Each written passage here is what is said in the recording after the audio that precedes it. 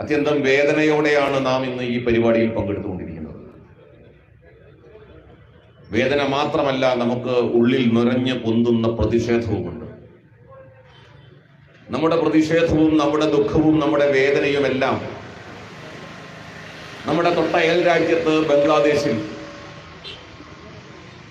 നമ്മുടെ പട്ടാളത്തിന്റെ ഹൃദയരക്തം ചൊരിഞ്ഞ് നാം ഉണ്ടാക്കി കൊടുത്ത ഒരു രാഷ്ട്രത്തിൽ കഴിഞ്ഞ ദിവസം നമ്മളൊരു വീഡിയോ ചെയ്തിരുന്നു. നമ്മുടെ ഒരു സംഘപ്രവർത്തകനെ സാമ്പത്തികമായിട്ട് സഹായിക്കാൻ വേണ്ടി തന്നെയായിരുന്നു. അതിലെ യാഥാർത്ഥ്യങ്ങൾ പറഞ്ഞുകൊണ്ടുള്ള വീഡിയോയുടെ വിശദ വിവരങ്ങൾ അറിയേണ്ടവർക്ക് നമ്മുടെ ഈ വീഡിയോ കഴിഞ്ഞ ഉടനെ ആദ്യ കമന്റ് ആയിട്ട് അത് പിൻ ചെയ്ത് വെക്കുന്നതാണ്. അത് എല്ലാ മാന്യ പ്രേക്ഷകരും കാണേണ്ടതുണ്ട്. കാരണം നമുക്കറിയാം, ഇവിടെ നിരോധിക്കപ്പെട്ട പോപ്പുലർ ഫ്രണ്ട് എന്ന് പറയുന്ന ഭീകര സംഘടന, മുസ്ലിം ഭീകര സംഘടന, ആ ഭീകര സംഘടനയും SDP-യുമായി ചേർന്നുകൊണ്ട് നമ്മുടെ ഒരു സംഘപ്രവർത്തകരെ കള്ളക്കേസിൽ കുരുക്കിയതാണ് വിഷയം. അപ്പൊ അത് വിശദമായിട്ട് ഞാൻ മുൻപൊരു വീഡിയോയിൽ കഴിഞ്ഞ ദിവസം പറഞ്ഞിട്ടുണ്ട്. അത് ഇവിടെ പിൻ ചെയ്ത് വെക്കുന്നുണ്ട്. അപ്പോൾ അത് എല്ലാവരും പോയി കാണുക. എന്നിട്ട് ആ പയ്യനെ സഹായിക്കാൻ വേണ്ടി നമ്മളൊരു നിയമസഹായ വേദി എന്നുള്ള രീതിയിൽ നമ്മളൊരു കൂട്ടായ്മ ഉണ്ടാക്കിയിട്ടുണ്ട്. അപ്പൊ അതിലേക്ക് സഹായം ചെയ്യാൻ വേണ്ടിയിട്ടുള്ള ഗൂഗിൾ പേ നമ്പർ, എല്ലാ UPI ട്രാൻസാക്ഷനും ഈ 2 നമ്പറുകളിലേക്ക് ചെയ്യാം. ഇനി UPI ട്രാൻസാക്ഷൻ അല്ല, അക്കൗണ്ട് ത്രൂ ചെയ്യുന്നവർക്ക് വേണ്ടിയിട്ട് അക്കൗണ്ട് വിവരങ്ങളും ഇവിടെ പ്രദർശിപ്പിക്കുന്നുണ്ട്. അപ്പോൾ ഇതിൽ ഏതാണോ നിങ്ങൾക്ക് സ്യൂട്ടബിൾ അതിലേക്ക് നിങ്ങൾ ചെയ്യുക. അത് എന്റെ വ്യക്തിപരമായിട്ടുള്ള അക്കൗണ്ട് ഡീറ്റെയിൽസ് ആണ് ഇവിടെ കൊടുത്തിട്ടുള്ളത്. കാരണം ഇത് താൽക്കാലികമായിട്ട് നമ്മളിപ്പോൾ ക്രിയേറ്റ് ചെയ്തിട്ടുള്ള ഒരു നിയമസഹായ വേദിയാണ്. ഇനി അതിനൊരു ലീഗൽ ഫോമിലേക്ക് നമ്മൾ മാറ്റാൻ വേണ്ടി തീരുമാനിച്ചിട്ടുണ്ട്. കാരണം നമ്മളെ ഒരുപാട് സഹോദരങ്ങൾ ഇത്തരത്തിൽ ഒരുപാട് ബുദ്ധിമുട്ടുകൾ അനുഭവിക്കുന്നുണ്ട്. ഇതിലേക്ക് എല്ലാവരും സഹായം ചെയ്യുക. ആ വ്യക്തിയുടെ എന്താണ് കേസ്, എല്ലാ വിശദ വിവരങ്ങളും ഇന്നലെ ഒരു വീഡിയോ നമ്മൾ ചെയ്തിട്ടുണ്ട്. ആ വീഡിയോയുടെ ലിങ്ക് നമ്മുടെ ആദ്യ കമന്റ് ആയിട്ട് പിൻ ചെയ്ത് വെക്കുന്നുണ്ട്. നമ്മുടെ സഹോദരങ്ങൾ അനുഭവിക്കുന്ന പീഡനങ്ങളുടെ വാർത്തകളാണ് നമ്മുടെ ഉറക്കം കെടുത്തുന്നത്, നമ്മെ ദുഃഖാകുലരാക്കുന്നത്. ബംഗ്ലാദേശിൽ കഴിഞ്ഞ കുറെ നാളുകളായി നടന്നുകൊണ്ടിരിക്കുന്ന പീഡനങ്ങളുടെ, ക്രൂരതകളുടെ, അക്രമങ്ങളുടെ വാർത്തകൾ നമ്മുടെ സഹോദരങ്ങൾക്ക് നേരെ നടക്കുന്ന, അത് ഹൈന്ദവ സമൂഹം മാത്രമല്ല, ബൗദ്ധരുണ്ട്, ക്രൈസ്തവരുണ്ട്, ജൈനരുണ്ട്.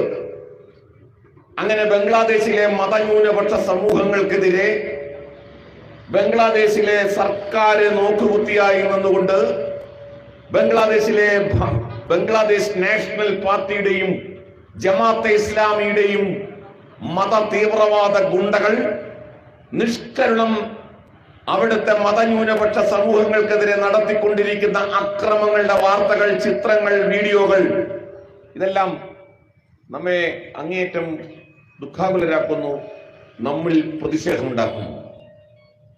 കാലങ്ങളായി ബംഗ്ലാദേശിൽ നിന്ന് ഇത്തരം വാർത്തകൾ വരാൻ തുടങ്ങി.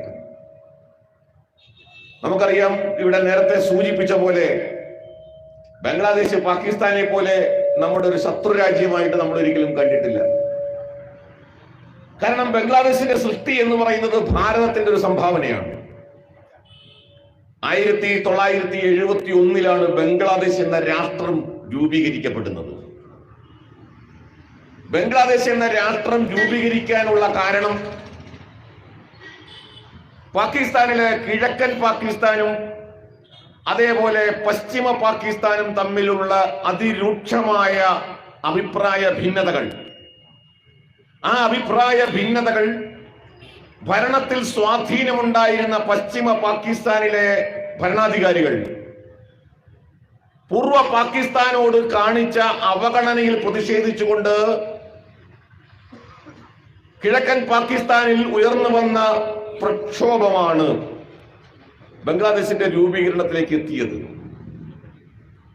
കിഴക്കൻ പാകിസ്ഥാന് നേരെ നടത്തിയ പാകിസ്ഥാൻ ഭരണകൂടത്തിന്റെ അന്നത്തെ നേതാവായ യാഹ്യ ഖാന്റെ നേതൃത്വത്തിൽ കിഴക്കൻ പാകിസ്ഥാനിലെ ജനങ്ങൾക്ക് നേരെ നടത്തിയ അക്രമങ്ങൾ, അതിനെ ജമാഅത്തെ ഇസ്ലാമി ഉണ്ടാക്കിയ റസാക്കർമാർ എന്ന കൊലയാളി സംഘങ്ങൾ, അൽബദർ എന്ന കൊലയാളി സംഘങ്ങൾ, അത്തരം കൊലയാളി സംഘങ്ങളും പാകിസ്ഥാൻ പട്ടാളവും ചേർന്നുകൊണ്ട് കിഴക്കൻ പാകിസ്ഥാനിൽ മനുഷ്യത്വരഹിതമായ കൂട്ടക്കൊലകൾ നടത്തിയിട്ടുണ്ടായി.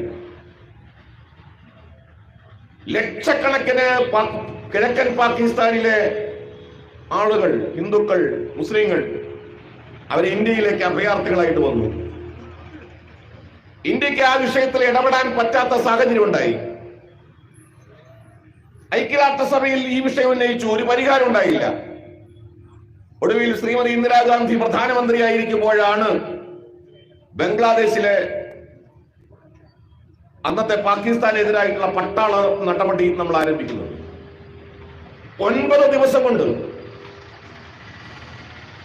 പാകിസ്ഥാൻ ഭാരതത്തിന് മുമ്പാകെ കീഴടങ്ങി 93,000 പാക് പട്ടാളം തടവുകാരായി പിടിക്കപ്പെട്ടു. പാകിസ്ഥാൻ ജനറലായിട്ടുള്ള ജനറൽ നിയാസി അടക്കം ഇന്ത്യൻ പട്ടാളത്തിന്റെ തടവുകാരായി മാറി. അങ്ങനെ ബംഗ്ലാദേശ് വിമോചന സമരത്തിന് നേതൃത്വം കൊടുത്ത മുജീബ് റഹ്മാന്റെ നേതൃത്വത്തിൽ ബംഗ്ലാദേശ് ഒരു പ്രത്യേക രാഷ്ട്രമായി. അങ്ങനെ ബംഗ്ലാദേശ് ഒരു പ്രത്യേക രാഷ്ട്രമായത് ഭാരതത്തിന്റെ സഹായത്തോടെയാണ്, ഭാരതത്തിന്റെ പട്ടാളമൊഴുക്കിയ രക്തത്തിന്റെ സഹായത്തോടെയാണ്. അന്നു മുതൽ ബംഗ്ലാദേശ് ഭാരതത്തെ ഒരു സുഹൃത്ത് രാഷ്ട്രമായിട്ടാണ് കണ്ടത്. ഹിന്ദുക്കളെ കൂട്ടക്കൊല ചെയ്യാൻ നേതൃത്വം കൊടുത്ത ജമാഅത്തെ ഇസ്ലാമി നേതാക്കന്മാരെ ഓരോരുത്തരെയായി ബംഗ്ലാദേശിൽ വിചാരണയ്ക്ക് വിധേയമാക്കി. ജമാഅത്തെ ഇസ്ലാമിയുടെ നേതാക്കന്മാരെ തൂക്കിലേറ്റി. ലക്ഷക്കണക്കിന് ഹിന്ദുക്കളെ കൂട്ടക്കൊല ചെയ്തു. ലക്ഷക്കണക്കിന് ആളുകൾ അഭയാർത്ഥികളായി ഇന്ത്യയിലേക്ക് വന്നു. കണക്കനുസരിച്ച് പറയുന്നത് 10 ദശലക്ഷം പേര്, 1 കോടിയോളം പേര് അഭയാർത്ഥികളായി ഇന്ത്യയിലേക്ക് വന്നു എന്നാണ്. അങ്ങനെ ആണ് ബംഗ്ലാദേശ് രൂപീകരിക്കപ്പെട്ടത്. അന്ന് മുതൽ ബംഗ്ലാദേശ് ഭാരതത്തിന്റെ സുഹൃത്ത് രാഷ്ട്രമാണ്. 22% ഹിന്ദുക്കളാണ് ബംഗ്ലാദേശ് രൂപീകരിക്കപ്പെടുമ്പോൾ ബംഗ്ലാദേശിൽ ഉള്ളത്. 22% ഹിന്ദുക്കൾ. എന്നാൽ പോകെ പോകെ പോകെ ബംഗ്ലാദേശ് രൂപീകരിക്കപ്പെട്ട് 50 വർഷങ്ങൾ കഴിയുമ്പോൾ ഇപ്പോ ബംഗ്ലാദേശിലെ ഹിന്ദു ജനസംഖ്യ 8% താഴെയാണ്. 22% ഹൈന്ദവ ജനസംഖ്യ ഇന്ന് ബംഗ്ലാദേശിൽ 8% താഴെയാണ്. എവിടെ പോയതാണ് അവര്? ആര് ഭരിച്ചാലും ബംഗ്ലാദേശിലെ ജമാഅത്തെ ഇസ്ലാമിയുടെ നേതൃത്വത്തിലുള്ള തീവ്ര മതവിഭാഗങ്ങൾ, അത് ആവാമി ലീഗ് ഭരിക്കുമ്പോഴായാലും അല്ലെങ്കിൽ BNP ബംഗ്ലാദേശ് നാഷണൽ പാർട്ടി ഭരിക്കുമ്പോഴായാലും ആര് ഭരിക്കുമ്പോഴും ഈ മതതീവ്രവാദ വിഭാഗം അവിടുത്തെ ഹൈന്ദവ ന്യൂനപക്ഷങ്ങൾക്കെതിരെ, മത ന്യൂനപക്ഷങ്ങൾക്കെതിരെ ശക്തമായ ആക്രമണങ്ങൾ നിരന്തരം അഴിച്ചുവിട്ടുകൊണ്ടിരുന്നു. പക്ഷേ ബംഗ്ലാദേശിലെ ഷെയ്ഖ് ഹസീനയുടെ സർക്കാരാണ് അവിടെ ന്യൂനപക്ഷങ്ങളോട് ഒരു സൗഹൃദത്തിൽ പെരുമാറിയ ഒരു രാഷ്ട്രം, ഒരു ഭരണാധികാരി. എന്നാൽ ഈ കഴിഞ്ഞ ഓഗസ്റ്റ് മാസം 5-ാം തീയതി ബംഗ്ലാദേശിൽ വലിയ ഒരു പട്ടാള അട്ടിമറി ഉണ്ടായി.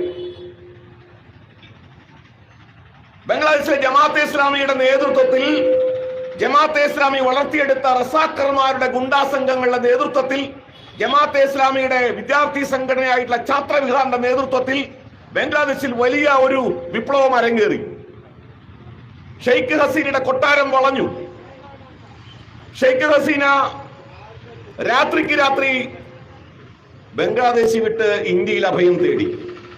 പിന്നീട് അവിടെ അധികാരത്തിൽ വന്നത് മുഹമ്മദ് യൂനുസ് എന്ന നോബൽ സമ്മാന ജേതാവായിട്ട് അറിയപ്പെടുന്ന ഒരു ഭരണാധികാരിയാണ്.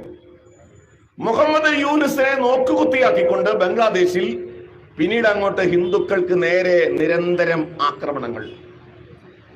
ഓഗസ്റ്റ് 5 മുതൽ ഇതുവരെയുള്ള കാലഘട്ടം എടുത്താൽ 200-ലേറെ ആക്രമണങ്ങൾ ഹിന്ദുക്കൾക്ക് നേരെ നടന്നു എന്നാണ് റിപ്പോർട്ട്. 200-ലേറെ ആക്രമണങ്ങൾ. 60-ലേറെ ക്ഷേത്രങ്ങൾ തകർക്കപ്പെട്ടു. ആയിരക്കണക്കിന് ഹിന്ദുക്കളുടെ കച്ചവട സ്ഥാപനങ്ങൾ കൊള്ളയടിക്കപ്പെട്ടു, തകർക്കപ്പെട്ടു. സ്ത്രീകളും കുട്ടികളും ക്രൂരമായി ആക്രമിക്കപ്പെട്ടു.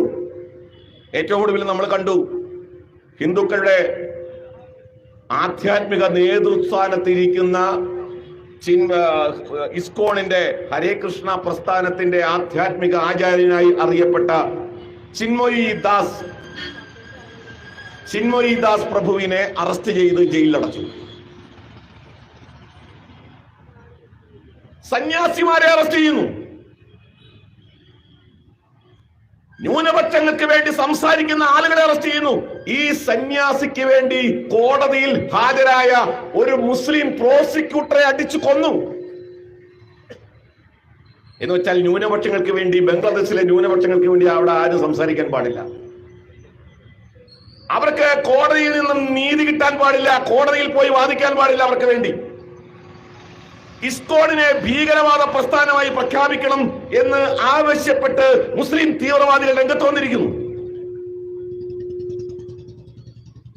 ബംഗ്ലാദേശിൽ ഇസ്കോണിനെതിരെ മാത്രമല്ല, ബംഗ്ലാദേശ് എന്ന രാഷ്ട്രത്തിന്റെ സൃഷ്ടിക്ക് കാരണമായിട്ടുള്ള ബംഗ്ലാദേശ് രാഷ്ട്രപിതാവായിട്ട് അറിയപ്പെടുന്ന മുജീബ് റഹ്മാൻ, ആ മുജീബ് റഹ്മാന്റെ പ്രതിമ തക്ബീർ വിളികളോടെ മുസ്ലിം തീവ്രവാദികൾ അടിച്ചു തകർക്കുന്ന ചിത്രം, വീഡിയോ ഇന്ന് നമുക്ക് ലഭ്യമാണ് സമൂഹ മാധ്യമങ്ങളിൽ. ബംഗ്ലാദേശിലെ രാഷ്ട്രപിതാവിന്റെ പ്രതിമ തകർക്കുന്നു ബോലോ തക്ബീർ വിളികളോടെ.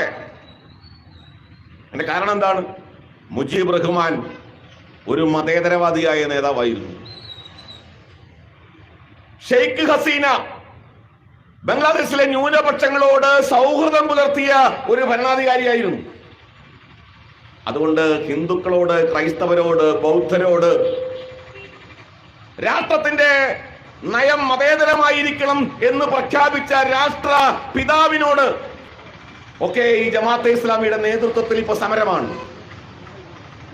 ജമാഅത്തെ ഇസ്ലാമിയുടെ നേതൃത്വത്തിലുള്ള മതപുരോഹിത വർഗം അവരിന്ന് ബംഗ്ലാദേശിൽ ആവശ്യപ്പെടുന്നത് ഭരണഘടനയിൽ നിന്ന് മതേതരത്വം നീക്കം ചെയ്യണമെന്നാണ്. ബംഗ്ലാദേശിൽ നിന്ന് മതേതര സങ്കല്പം വേണ്ട, മതേതരത്വം വേണ്ട. ബംഗ്ലാദേശ് എന്താവണം? ബംഗ്ലാദേശ് ഒരു മുസ്ലിം രാഷ്ട്രമാവും. ബംഗ്ലാദേശിനെ ഒരു മതരാഷ്ട്രമാക്കി മാറ്റി, മതരാഷ്ട്രം എന്നുള്ള രീതിയിലേക്കാണ് ഇപ്പോ. ഒരു മതരാഷ്ട്രമായി പ്രഖ്യാപിക്കുക, മുസ്ലിങ്ങൾ മാത്രം മതി. മുസ്ലിങ്ങളല്ലാത്തവർ എന്ത് ചെയ്യണം? മുസ്ലിങ്ങളല്ലാത്തവർ ഒന്നുകിൽ മുസ്ലിങ്ങളായി മാറണം. റിലീവ് ഒരു കാലത്ത് കാശ്മീരിൽ മുഴങ്ങിയ മുദ്രാവാക്യമാണ്. ഒന്നുകിൽ മുസ്ലിമായിട്ട് മാറുക, അല്ലെങ്കിൽ ബംഗ്ലാദേശ് വിട്ടു പോവുക.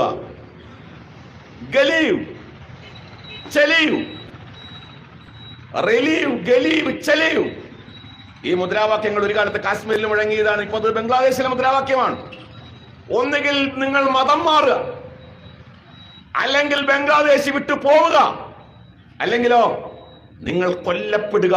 ഈ മൂന്ന് മാർഗങ്ങളല്ലാതെ ബംഗ്ലാദേശിലെ ഹിന്ദുക്കൾക്ക്, ന്യൂനപക്ഷ സമൂഹങ്ങൾക്ക് മറ്റു മാർഗമില്ല. ബംഗ്ലാദേശ് അവിടെ ദുർഗാപൂജ അനുവദിക്കപ്പെടുന്നില്ല. ദുർഗാപൂജ നടത്താൻ സാധ്യമല്ല. ഹൈന്ദവ ആഘോഷങ്ങൾ നടത്താൻ സാധ്യമല്ല.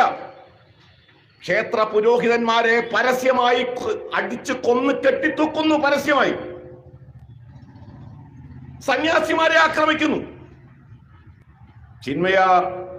ചിന്മയി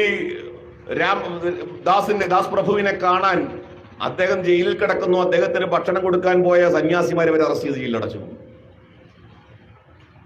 ഇത് ബംഗ്ലാദേശിൽ നിന്നുള്ള വാർത്തകളാണ്. ഇവിടെ ബംഗ്ലാദേശിൽ നിന്ന് ഇത്തരം വാർത്തകൾ പുറത്തു വരുമ്പോൾ നമ്മെ ഭയപ്പെടുത്തുന്നത്, നമ്മെ ആശങ്കാകുലരാക്കുന്നത്, അതിനോട് കാണിക്കുന്ന നിസ്സംഗതയാണ്. ബംഗ്ലാദേശ് സർക്കാരിന്റെ നിസ്സംഗത നമുക്ക് മനസ്സിലാക്കാം.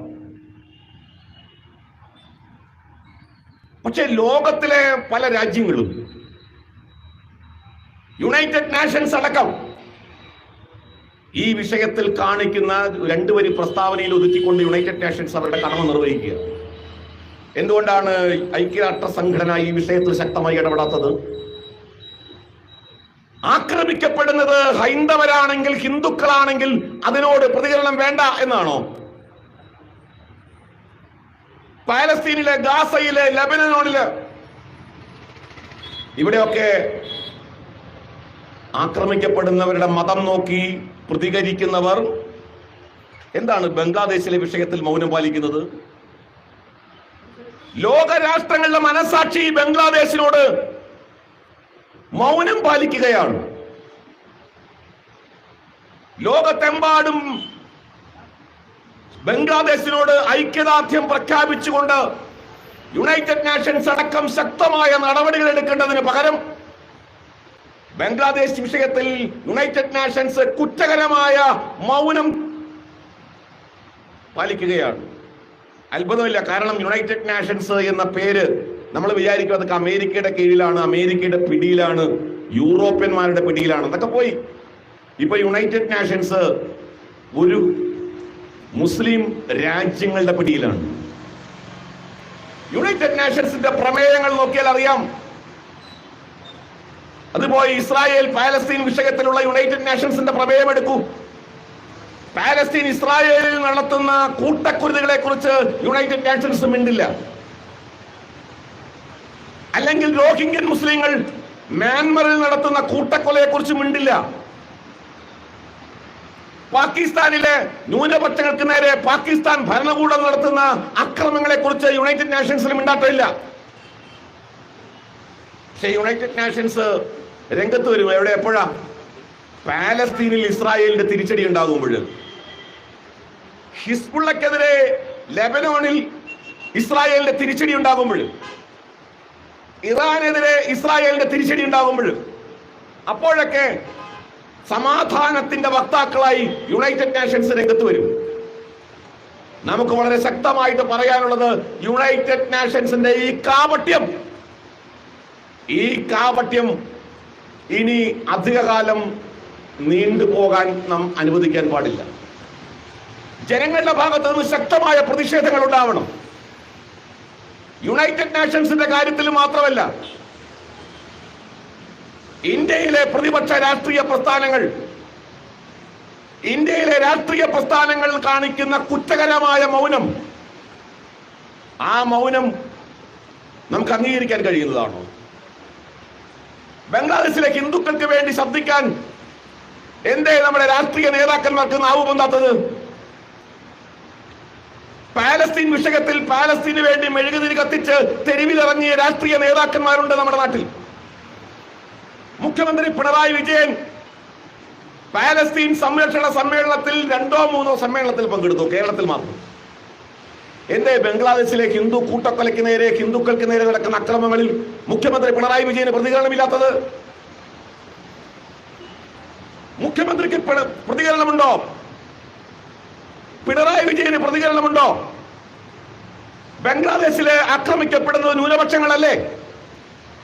അതോ ന്യൂനപക്ഷം എന്ന് പറഞ്ഞാൽ ഒരു പ്രത്യേക മതവിഭാഗത്തിൽപ്പെട്ടവർ മാത്രമാണോ? ബംഗ്ലാദേശിലെ ന്യൂനപക്ഷങ്ങൾക്ക് മനുഷ്യാവകാശമില്ലേ? ബംഗ്ലാദേശിലെ ന്യൂനപക്ഷങ്ങൾക്ക് നീതി ലഭിക്കേണ്ടെന്നാണോ? ബംഗ്ലാദേശിലെ ന്യൂനപക്ഷങ്ങൾക്ക് ആരാധനാ സ്വാതന്ത്ര്യം വേണ്ടെന്നാണോ?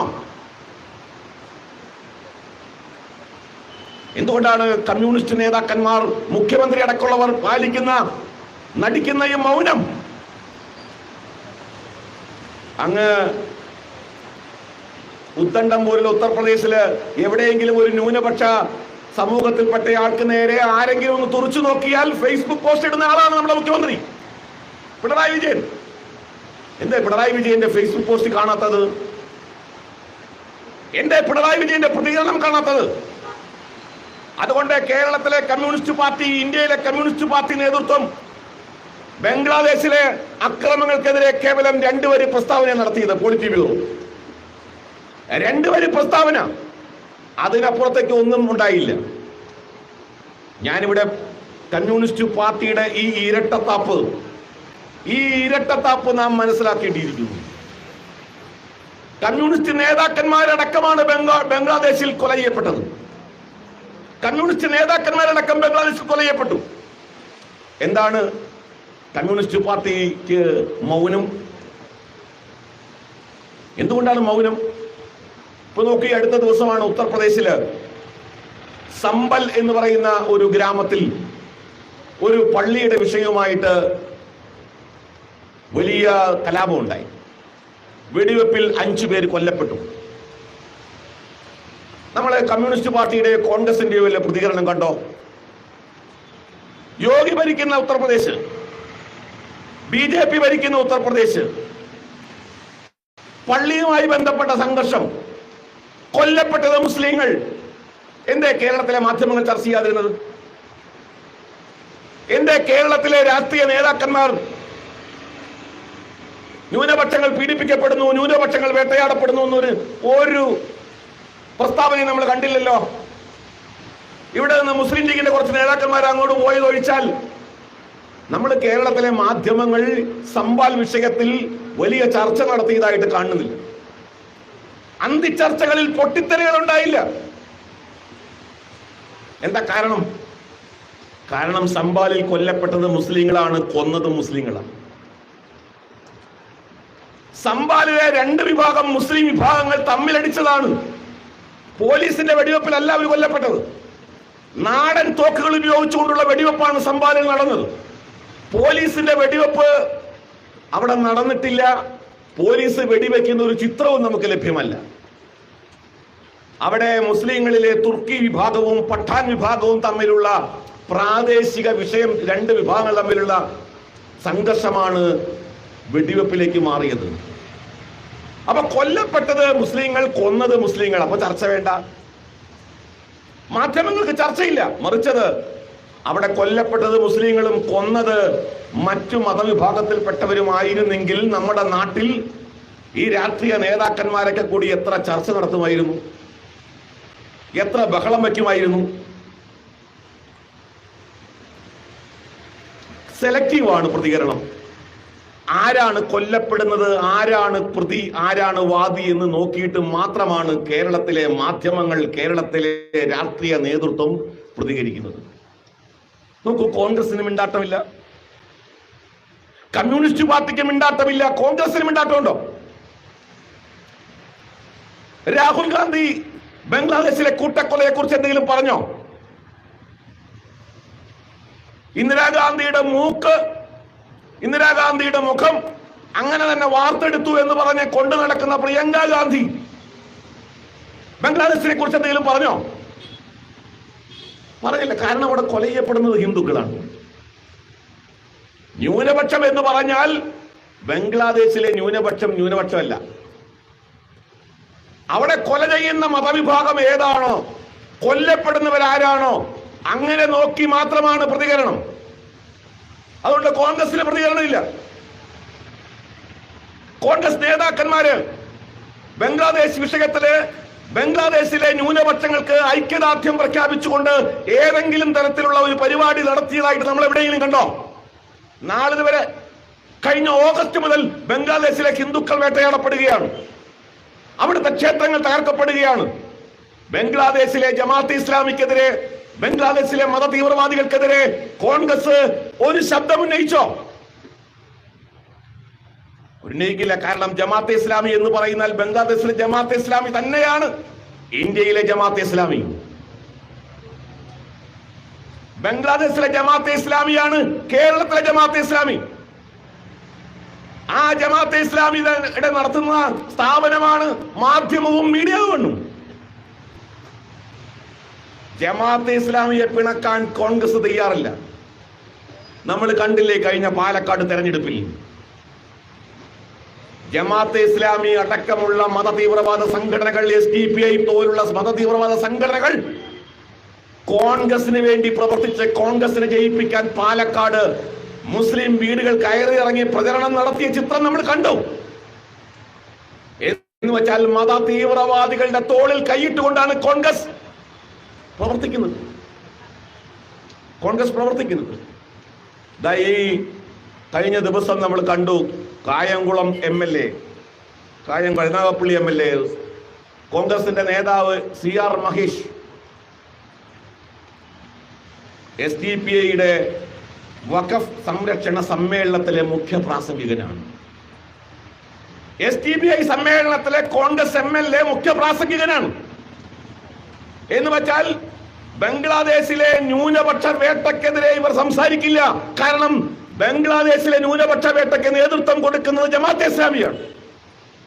971 റസാക്കർമാർ എന്ന കൊലയാളി സംഘത്തെ വാർത്തെടുത്ത് ലക്ഷക്കണക്കിന് ഹിന്ദുക്കളെ കൂട്ടക്കൊല ചെയ്ത അതേ റസാക്കർമാരെ ഇന്നും സംരക്ഷിക്കുന്ന ബംഗ്ലാദേശിലെ ജമാഅത്തെ ഇസ്ലാമി. അതേ ജമാഅത്തെ ഇസ്ലാമി താലിബാൻ വിസ്മയത്തെ കുറിച്ച് രോമാഞ്ചമണിയുന്ന ജമാഅത്തെ ഇസ്ലാമി, ഇറാനിലെ ഹിജാബ് സംരക്ഷണത്തിന് വേണ്ടി ഹിജാബ് വിരുദ്ധ സമരത്തിൽ അവിടുത്തെ സ്ത്രീകളെ തള്ളിപ്പറഞ്ഞ ജമാഅത്തെ ഇസ്ലാമി, അഫ്ഗാനിസ്ഥാനിലെ താലിബാൻ നേടിയ വിജയത്തിൽ രോമാഞ്ചം കൊണ്ട ജമാഅത്തെ ഇസ്ലാമി, കഴിഞ്ഞ ഒക്ടോബർ 7-ാം തീയതി ഇസ്രായേലിൽ ഹമാസ് നടത്തിയ കൂട്ടക്കുരുതിയിൽ രോമാഞ്ചമണിഞ്ഞ ജമാഅത്തെ ഇസ്ലാമി, കേരളത്തിലെ ജമാഅത്തെ ഇസ്ലാമി. ആ ജമാഅത്തെ ഇസ്ലാമിയുടെ തോളിൽ കൈയിട്ടുകൊണ്ടാണ് കോൺഗ്രസ് പ്രവർത്തിക്കുന്നത്. മഹാരാഷ്ട്രയിൽ തെരഞ്ഞെടുപ്പ് നടന്നപ്പോൾ മുസ്ലിം ഉലേമ ബോർഡുണ്ട്. അവരെ കോൺഗ്രസിന് മുമ്പാകെ ഒരു ഡിമാൻഡ് വെച്ചു. എന്താണെന്നറിയോ? ഞങ്ങൾ കോൺഗ്രസിന് വോട്ട് ചെയ്യാം, കോൺഗ്രസിന് ഞങ്ങൾ വോട്ട് ചെയ്യാൻ വേണ്ട ഒരു ഡിമാൻഡ്, ഞങ്ങൾ അവകാശം, ഞങ്ങൾ മുന്നോട്ട് വയ്ക്കുന്ന അവകാശം, ഞങ്ങൾ വോട്ട് ചെയ്യണമെങ്കിൽ RSSനെ നിരോധിക്കണം, RSSനെ നിരോധിക്കണം, വഖഫ് ബോർഡിന് 1000 കോടി രൂപ അനുവദിക്കണം. അങ്ങനെ ഒരു 10 ഡിമാൻഡ് വെച്ചു. എങ്കിൽ ഞങ്ങൾ കോൺഗ്രസിന് വോട്ട് ചെയ്യാം എന്നാണ്. കോൺഗ്രസ് സമ്മതിച്ചു. പക്ഷേ മഹാരാഷ്ട്രയിലെ ജനങ്ങൾ കോൺഗ്രസിന്റെ ഈ വർഗീയ പ്രീണനം തിരിച്ചറിഞ്ഞു, കോൺഗ്രസിനെ തറപറ്റിച്ചു. ഞാൻ കേരളത്തിലെ കോൺഗ്രസ് നേതൃത്വത്തോട് പറയുക, നിങ്ങൾ ഈ വർഗീയ പ്രീണനത്തിന്റെ മത തീവ്രവാദികളുടെ തോളിൽ കൈയിട്ടുകൊണ്ട് നിങ്ങൾ കേരളത്തിൽ ഹിന്ദുക്കൾക്ക് നേരെ നടക്കുന്ന അന്യായത്തിന് നേരെ കണ്ണടയ്ക്കാനാണ് ഭാവമെങ്കിൽ നിങ്ങൾ അധിക ദൂരം സഞ്ചരിക്കേണ്ടി വരില്ല. മഹാരാഷ്ട്ര കേരളത്തിൽ ആവർത്തിക്കുക തന്നെ ചെയ്യുമെന്ന് ഞാൻ കോൺഗ്രസിനെ ഓർമ്മപ്പെടുത്താൻ ആഗ്രഹിക്കുകയാണ്. സംശയിക്കണ്ട. ഹിന്ദു സന്യാസിമാർ വേട്ടയാടുന്നു. ഹരേ കൃഷ്ണ പ്രസ്ഥാനം ആ സംഘടനയെ അറിയാത്തവരല്ല ഇവരാരും. കൃഷ്ണ ഗീതങ്ങൾ പാടി, കൃഷ്ണന്റെ ഭജനകൾ പാടി ലോകത്താകമാനം സമാധാനത്തിന്റെ ഭക്തിയുടെ സന്ദേശം പരത്തുന്ന ആ ഹരേ കൃഷ്ണ പ്രസ്ഥാനത്തിന്റെ സന്യാസിമാരെ അറസ്റ്റ് ചെയ്ത് ജയിലിലടയ്ക്കുമ്പോൾ കോൺഗ്രസുകാർക്ക് കമ്മ്യൂണിസ്റ്റുകാർക്ക് മിണ്ടാട്ടമില്ല. ഹിന്ദു സന്യാസിമാർ വേട്ടയാടപ്പെടും, അവരെ ജയിലിലടയ്ക്കാം, അവരെ ഭീകരവാദിയായി മുദ്രകുത്താം. എന്താണ് ഹരേ കൃഷ്ണ പ്രസ്ഥാനത്തിലെ സന്യാസിക്ക് നേരെ ഉയർത്തിയ ആരോപണം? ബംഗ്ലാദേശിന്റെ പതാകയെ അപമാനിച്ചു, ബംഗ്ലാദേശ് പതാകയ്ക്ക് മേലെ കാവിക്കൊടി കെട്ടി എന്നൊക്കെയാണ്. കള്ളപ്രചരണം, ദുഷ്പ്രചരണം, ഒരു നുണപ്രചരണം അഴിച്ചു വിട്ടുകൊണ്ട് ബംഗ്ലാദേശിലെ ജനങ്ങളെ ഒറ്റക്കെട്ടായി നിർത്താൻ വേണ്ടി ആയിരക്കണക്കിന് ബംഗ്ലാദേശിലെ ന്യൂനപക്ഷ സമൂഹങ്ങളെ സംഘടിപ്പിച്ച് അവർക്ക് ആത്മവിശ്വാസം പകർന്ന് ചിറ്റഗോങ്ങിലും ധാക്കയിലുമൊക്കെ ആയിരങ്ങളെ പങ്കെടുപ്പിച്ചുകൊണ്ട് ന്യൂനപക്ഷ വേട്ടക്കെതിരെ സമ്മേളനങ്ങൾ സംഘടിപ്പിച്ചത് ഈ സന്യാസിയുടെ നേതൃത്വത്തിലാണ്. ന്യൂനപക്ഷങ്ങളെ സംരക്ഷിക്കുന്നത്, ന്യൂനപക്ഷങ്ങൾക്ക് ആത്മവിശ്വാസം കൊടുക്കുന്നത് രാജ്യവിരുദ്ധ പ്രവർത്തനമാണ് എന്നാണ് ബംഗ്ലാദേശ് പറയുന്നത്. ബംഗ്ലാദേശിലെ ഒരു ഭരണകൂടം ഇപ്പം നിലവിലില്ല. മുഹമ്മദ് യൂനിസ് ഒരു പാവ സർക്കാരാണ്. പറയുന്നത് തന്നെ അദ്ദേഹം പ്രധാനമന്ത്രിയാണോ പ്രസിഡന്റാണോ എന്നറിയില്ല. നമുക്ക് ചീഫ് അഡ്വൈസർ എന്നാണ് പറയുന്നത്. ആരുടെ ചീഫ് അഡ്വൈസറാണ് മുഹമ്മദ് യൂനിസ്? ആരുടെ ചീഫ് അഡ്വൈസറാണ്? ഒരു ഭരണകൂടമില്ല. ഭരിക്കുന്നത് മത തീവ്രവാദികളാണ്, പുരോഹിതന്മാരാണ്. അവർ പറഞ്ഞു കഴിഞ്ഞു ബംഗ്ലാദേശിന്റെ ഭരണഘടന മാറ്റണം. ബംഗ്ലാദേശിന്റെ ഇപ്പോഴത്തെ രാഷ്ട്രഗീതം, അവിടുത്തെ ദേശീയ ഗാനം മാറ്റണം. കാരണം അത് രവീന്ദ്രനാഥ് ടാഗോർ എഴുതിയതാണെന്ന് അവർക്കറിയുമോ? ബംഗ്ലാദേശിന്റെ സൃഷ്ടി എന്ന് പറയുന്നത് തന്നെ ഭാരതത്തിന്റെ സൃഷ്ടിയാണ്. അവരത് മറന്നുകൊണ്ടാണ് പറയുന്നത് രവീന്ദ്രനാഥ് ടാഗോർ എഴുതിയ വന്ദേ ബംഗ്ല എന്ന ആ ദേശീയ ഗാനം മാറ്റണം എന്നാണ്. ബംഗ്ലാദേശ് അതിവേഗം മത തീവ്രവാദത്തിലേക്ക് കൂപ്പുകുത്തിയിരിക്കുന്നു. വർഷങ്ങൾക്ക് മുൻപേ നമുക്കറിയാം ബംഗ്ലാദേശിൽ നിന്ന് ഓടിപ്പോകുന്നയാളാണ് തസ്ലീമ നസ്രീൻ. അവിടെ ഭരിക്കുന്നത് ആരായാലും മത തീവ്രവാദികൾക്ക് വലിയ സ്വാധീനമുണ്ട്. അതുകൊണ്ടാണ് തസ്ലീമ നസ്രീൻ അവിടെ നിന്ന് ഓടിപ്പോരേണ്ടി വന്നത്. ലക്ഷക്കണക്കിന് ഹിന്ദുക്കൾ, ലക്ഷക്കണക്കിന് ന്യൂനപക്ഷങ്ങൾ അവിടെ വേട്ടയാടപ്പെട്ടു. ഹിന്ദു ജനസംഖ്യ അങ്ങേയറ്റം കുറഞ്ഞു. നമുക്ക് ഈ വിഷയത്തിൽ പറയാനുള്ളത് ബംഗ്ലാദേശിലെ ഈ ന്യൂനപക്ഷ വേട്ടയ്ക്കെതിരെ, ന്യൂനപക്ഷങ്ങളെ കുറിച്ച് വാതോരാതെ സംസാരിക്കുന്ന, അവരുടെ അവകാശങ്ങൾക്ക് വേണ്ടി സംസാരിക്കുന്ന രാഷ്ട്രീയ പ്രസ്ഥാനങ്ങളുടെ മൗനം, മാധ്യമങ്ങളുടെ മൗനം. നോക്കൂ, പാലസ്തീനെ കുറിച്ചൊക്കെ എത്ര ദിവസമാണ് ചർച്ച ചെയ്തത്? എത്ര ദിവസം നമ്മുടെ മാധ്യമങ്ങൾ ചർച്ച ചെയ്തു പാലസ്തീൻ. പക്ഷെ ബംഗ്ലാദേശിലെ കൂട്ടക്കൊല അവർക്ക് വിഷയമല്ല. മാധ്യമങ്ങളുടെ ഈ കാപട്യം, ഇതെല്ലാം തിരുത്തപ്പെടണമെങ്കിൽ ലോകത്തെമ്പാടും ഹിന്ദുക്കളെ സംബന്ധിച്ചിടത്തോളം ഹിന്ദുക്കൾക്ക് അഭയസ്ഥാനമായിട്ട് അവർ കാണുന്നത് ഭാരതത്തെ മാത്രമാണ്. ലോകത്തെ എവിടെയുള്ള ഹിന്ദുക്കൾക്ക് അവർക്ക് വരാനുള്ള ഒരു രാഷ്ട്രം ഭാരതമാണ്. കാരണം ലോകത്തെ ഒരേ ഒരു ഹിന്ദു ഭൂരിപക്ഷ, ഇപ്പൊ നേപ്പാളൊക്കെ ഉണ്ട് എന്ന് പറയാം, പക്ഷെ നേപ്പാളിൽ നിന്ന് അവരുടെ ഭരണഘടനയിൽ നിന്ന് പോലും ഹിന്ദു രാഷ്ട്രം എന്ന പദവി എടുത്ത് കളഞ്ഞു. നേപ്പാൾ ഇപ്പോൾ ചൈനയുടെ സ്വാധീനത്തിലാണ്. കമ്മ്യൂണിസ്റ്റ് ചൈനയുടെ സ്വാധീനത്തിലാണ് നേപ്പാൾ. നേപ്പാൾ അടക്കം ബംഗ്ലാദേശിലെ ഭരണകൂടത്തെ അട്ടിമറിക്കാൻ കൂട്ടുനിന്നിട്ടുണ്ട്. ചൈനയും അമേരിക്കയും അടക്കമാണ് ബംഗ്ലാദേശിലെ ഭരണകൂടത്തെ അട്ടിമറിക്കാൻ കൂട്ടുനിന്നത്. അതുകൊണ്ട് ലോകത്തെ മുഴുവൻ ഹൈന്ദവരും മനുഷ്യാവകാശത്തിൽ വിശ്വസിക്കുന്ന ഇതര മതസമൂഹങ്ങളും ഈ മതതീവ്രവാദത്തിനെതിരായി രംഗത്ത് വന്ന് നേരത്തെ ഇവിടെ സംപൂജ്യ സ്വാമിനി പറഞ്ഞു, ഹിന്ദുക്കൾ സർവധർമ്മ സമഭാവത്തിൽ വിശ്വസിക്കുന്നവരാണ്. സനാതന ധർമ്മമാണ് നമ്മുടെ ആശയം. സനാതന ധർമ്മത്തിന്റെ മൂല്യവത്തായ അടിസ്ഥാന തത്വം എന്ന് പറഞ്ഞാൽ സർവധർമ്മ സമഭാവമാണ്. എല്ലാ മതങ്ങളോടും എല്ലാ മതവിശ്വാസങ്ങളോടും തുല്യമായ ഭാവം വെച്ച് പുലർത്തുക എന്നുള്ളതാണ്. അങ്ങനെയുള്ള ആ ജനസമൂഹത്തെ ഇല്ലായ്മ ചെയ്ത് എന്റെ മതം മാത്രം ശരി, എന്റെ ദൈവം മാത്രം ശരി, മറ്റുള്ളവരെല്ലാം കൊല്ലപ്പെടണം, ഇല്ലാതാവണം എന്ന് ചിന്തിക്കുന്ന മതവിശ്വാസം, ആ മതവിശ്വാസത്തിനെതിരായി വലിയ തോതിലുള്ള ജനമുന്നേറ്റം ഭാരതമൊട്ടാകെ അലയടിച്ചുയരണം. നമുക്ക് അഭിമാനിക്കാം. ഇന്നലെ ആസാമിൽ കരിങ്കച്ചിൽ 1,00,000 പേർ പങ്കെടുത്ത ചലോ ബംഗ്ലാദേശ് പ്രകടനമാണ് നടന്നത്. ബംഗ്ലാദേശിന്റെ ബോർഡറിലേക്ക് എരച്ചു കയറിയ ആ 1,00,000-ഓളം വരുന്ന ഭാരത വംശജരായ ഈ ഭാരതീയരായിട്ടുള്ള ആളുകൾ അവർ പറഞ്ഞു, ഞങ്ങൾക്ക് ഈ അതിർത്തി ഒന്ന് തുറന്നു തന്നാൽ മതി, ഞങ്ങൾ കാണിച്ചു തരാം, ഈ അതിർത്തി ഒന്ന് തുറന്നു തന്നാൽ മതി. ലാത്തി ചാർജ് ഉണ്ടായി, ചില അക്രമങ്ങൾ അവിടെ ഉണ്ടായി, ജനക്കൂട്ടത്തെ പിരിച്ചുവിടാൻ പോലീസിന് ബലം പ്രയോഗിക്കേണ്ടി വന്നു. പക്ഷേ എനിക്ക് മൗനം നടിക്കുന്ന കോൺഗ്രസ്സുകാരോടും കമ്മ്യൂണിസ്റ്റുകാരോടും പറയാനുള്ളത്, ജനങ്ങളല്ല, നാളെ ഇന്ത്യൻ പട്ടാളം ബംഗ്ലാദേശിന്റെ അതിർത്തി കടന്ന് ബംഗ്ലാദേശിന്റെ ഈ ധിക്കാരപൂർണമായ ന്യൂനപക്ഷ വിരുദ്ധ നടപടിക്കെതിരെ ഒരു സർജിക്കൽ സ്ട്രൈക്ക് നടത്താൻ സാഹചര്യം ഉണ്ടാകുന്ന തരത്തിലേക്ക് ബംഗ്ലാദേശിൽ നീങ്ങുകയാണ്. ഞങ്ങൾ പ്രധാനമന്ത്രി നരേന്ദ്രമോദിയോട്, ബഹുമാനപ്പെട്ട പ്രധാനമന്ത്രി നരേന്ദ്രമോദിയോട് ഭാരതത്തിലെ ഹൈന്ദവർ ആവശ്യപ്പെടുന്നത്, ബംഗ്ലാദേശിൽ ഒരു പട്ടാള നടപടി അനിവാര്യമെങ്കിൽ ആ പട്ടാള നടപടിക്ക് ഇന്ത്യ സർക്കാർ തയ്യാറാവണം എന്ന് തന്നെയാണ്. ആ പട്ടാള നടപടിക്ക് ഇന്ത്യ സർക്കാർ തയ്യാറാവണം. വേണ്ടി വന്നാൽ ബംഗ്ലാദേശിനെ ഹിന്ദു ഭൂരിപക്ഷ ബംഗ്ലാദേശാക്കി തിരിച്ചുകൊണ്ട് ആ ബംഗ്ലാദേശിനെ ഇന്ത്യയോട് ചേർക്കാൻ തയ്യാറാവണം. ചിറ്റഗോങ് അടക്കം, ചിറ്റഗോങ്ങിലൊക്കെ ലക്ഷക്കണക്കിന് ഹിന്ദുക്കൾ ഭൂരിപക്ഷമാണ്. അതുകൊണ്ട് ഇപ്പോഴത്തെ മുഹമ്മദ് യൂനിസൊക്കെ കണ്ണടച്ച് തുറക്കുന്നതിന് മുമ്പ് 1971 ഇന്ദിരാഗാന്ധി ചെയ്തത് ചെയ്യാൻ തന്റെ ഇടമുള്ള നട്ടലിൽ ഉറപ്പുള്ള ചങ്കുറപ്പുള്ള 56 ഇഞ്ച് വീതിയുള്ള ഒരു പ്രധാനമന്ത്രി ഇന്ത്യക്കുണ്ട്.